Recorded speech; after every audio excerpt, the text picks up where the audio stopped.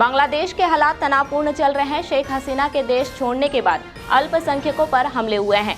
इस वजह से बड़ी संख्या में लोग बॉर्डर पार कर भारत में घुसने की कोशिश कर रहे हैं। सैकड़ों बांग्लादेशी नागरिकों की इस कोशिश को बीएसएफ ने सीमा पार ही रोक दिया है। मोहम्मद यूनुस बांग्लादेश के अंतरिम सरकार के प्रमुख बन गए हैं। उन्हें राष्ट्रपति मोहम्मद शहाबुद्दीन ने पद की शपथ दिलाई। यूनुस के अलावा राष्ट्रपति ने सरकार में शामिल होने वाले 16 सदस्यों में से 13 को भी शपथ दिलाई है।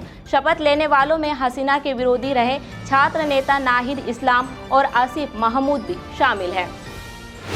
दिल्ली के पूर्व डिप्टी सीएम मनीष सिसोदिया को सुप्रीम कोर्ट ने जमानत दे दी। सिसोदिया 17 महीने से तिहाड़ जेल में बंद हैं। सिसोदिया को दिल्ली शराब नीति घोटाले से जुड़े सीबीआई और ईडी दोनों केस में राहत मिली है।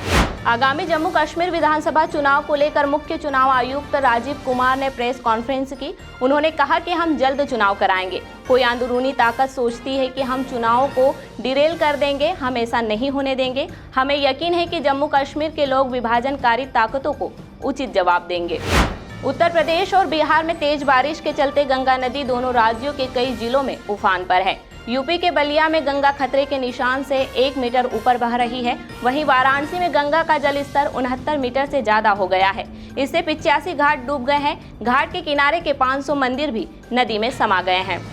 दिल्ली में स्वतंत्रता दिवस समारोह से पहले दिल्ली पुलिस की स्पेशल सेल ने आईएसआईएस के एक आतंकी को गिरफ्तार किया है। उसकी पहचान रिजवान अली के रूप में हुई है। रिजवान दिल्ली के दरियागंज का रहने वाला है। पुलिस के अनुसार रिजवान आईएसआईएस के पुणे मॉड्यूल का हिस्सा था और नेशनल इन्वेस्टिगेशन एजेंसी की मोस्ट वांटेड लिस्ट में शामिल था। संसद में राज्यसभा की कार्यवाही के दौरान सपा सांसद जया बच्चन ने सभापति जगदीश धनखड़ की टोन पर आपत्ति जताई। धनखड़ ने सपा सांसद को जया अमिताभ बच्चन कहकर संबोधित किया था। इस पर जया ने कहा, मैं कलाकार हूँ, बॉडी लैंग्वेज समझती हूँ, एक्सप्रेशन समझती हूँ, मुझे माफ कीजिए लेकिन आपके बोलने का टोन स्वीकार नहीं है। भोपाल में नगर निगम के रिटायर्ड अधीक्षण यंत्री प्रदीप जैन के घर और दफ्तर में लोकायुक्त टीम ने छापा मारा है। उनके घर से लाखों रुपए की नकदी, सोने चांदी के जेवरात और संपत्ति संबंधी दस्तावेज मिले हैं। टीम को विदेश में इन्वेस्टमेंट के प्रमाण भी मिले हैं। जिस मकान में कार्रवाई की जा रही है वह उनके बेटे यश जैन के नाम पर है।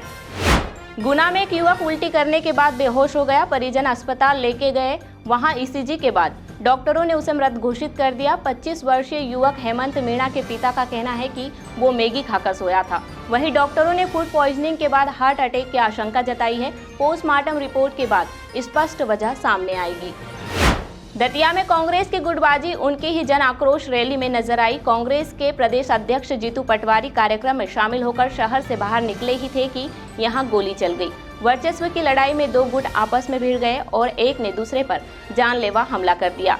एक के बाद एक 2 गोली चलने से हड़कंप मच गया। काफी गहमागहमी के बीच पुलिस ने कांग्रेस के पूर्व युवा जिला अध्यक्ष समेत 6 पर केस दर्ज किया। नाग पंचमी पर उज्जैन में महाकाल मंदिर के शिखर पर स्थित नाग चंद्रेश्वर मंदिर के पट खोल दिए गए। सबसे पहले श्री पंचायती महानिर्वाणी अखाड़े के महंत विनीत गिरी महाराज, श्री महाकालेश्वर मंदिर प्रबंध समिति के अध्यक्ष व कलेक्टर नीरज कुमार सिंह ने त्रिकाल पूजा की। इंदौर के रिटायर्ड बैंक का अफसर को बदमाशों ने कई घंटे तक डिजिटल अरेस्ट करके रखा। उन पर स्काइप ऐप के जरिए कैमरा ऑन करके पूरी नजर रखी गई। इतना ही नहीं, बच्चों की तस्करी में नाम आने की धमकी देकर ईडी की गिरफ्तारी के नाम पर डराया। इसके बाद 39.60 लाख रुपए ठग लिए। ये पैसा अलग अलग अकाउंट में ऑनलाइन जमा कराया। शहर के सरकारी स्कूल में छात्राओं को निर्वस्त्र कर चेकिंग के मामले में इंदौर हाईकोर्ट में सुनवाई हुई। जस्टिस धर्माधिकारी और जस्टिस दुपल्ला की युगल पीठ ने नोटिस जारी कर शासन से जवाब तलब किया है। कोर्ट ने छात्राओं से जुड़े मामले की गंभीरता को देखते हुए अभी तक की कार्यवाही के बारे में 7 दिन में जानकारी देने का निर्देश दिया है।